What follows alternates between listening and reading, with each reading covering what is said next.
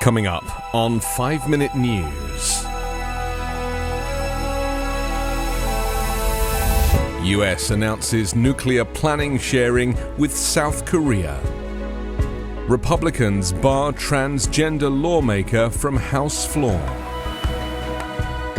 And appeals court rejects Donald Trump's effort to block Mike Pence testimony. It's Thursday, April 27. I'm Anthony Davis.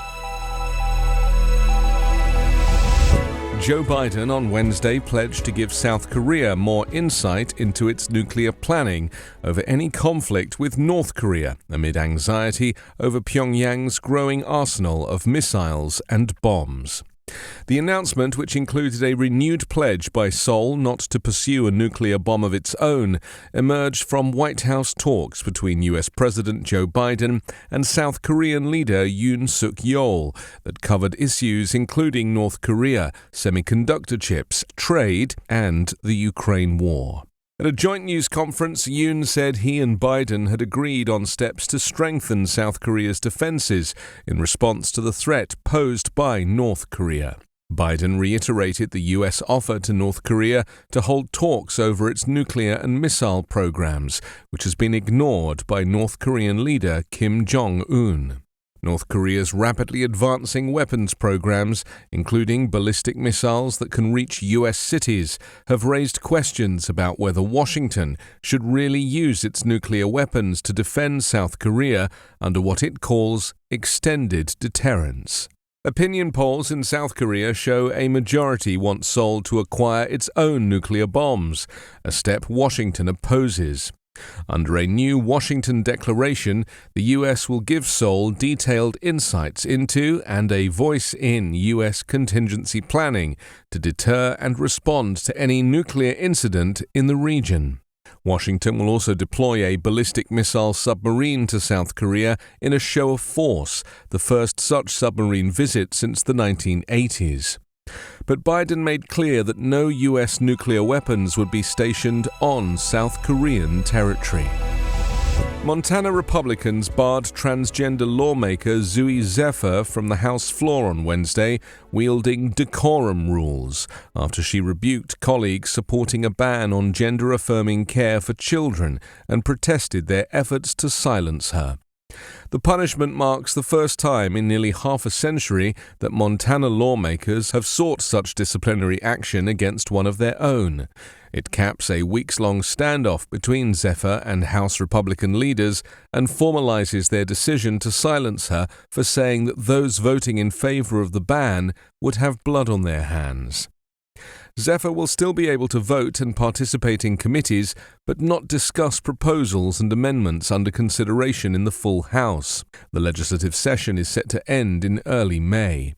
The fight over Zephyr's remarks has brought the nationwide debate over protest's role in democracy to Montana, where lawmakers punished her for voicing dissent, an increasingly prevalent move in state houses.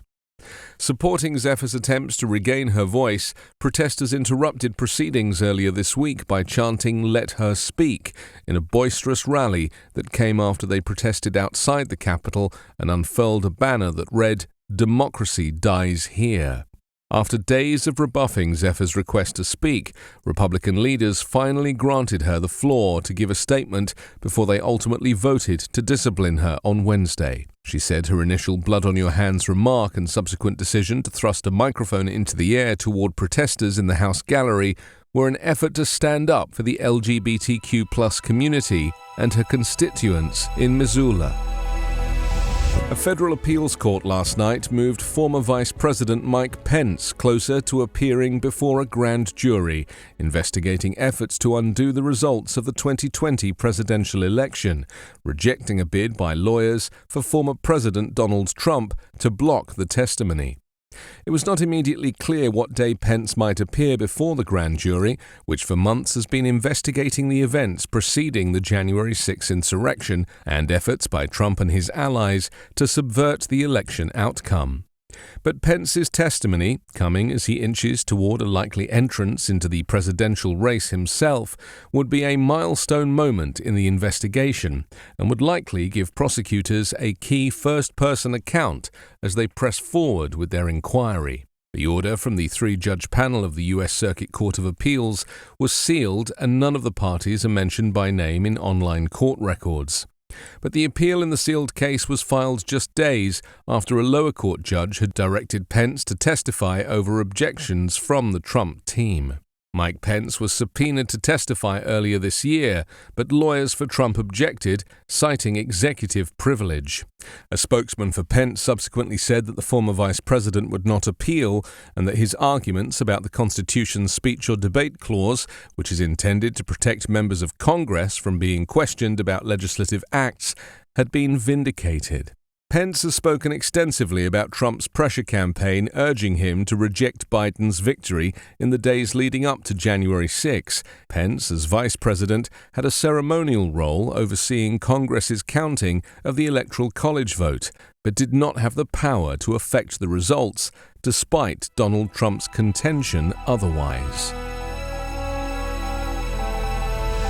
You can subscribe to the 5-Minute News Patreon for bonus videos, commentary, and more. Go to patreon.com/5-Minute News.